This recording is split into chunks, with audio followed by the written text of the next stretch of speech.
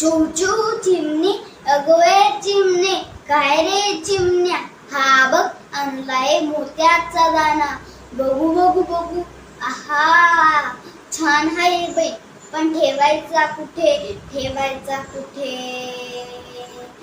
त्यात काय मोठे बांधूया घरटे हा झाडाच्या फांदीवर बांधूया छोटे घर चला चला लवकर काम करू बरोबर मी आणते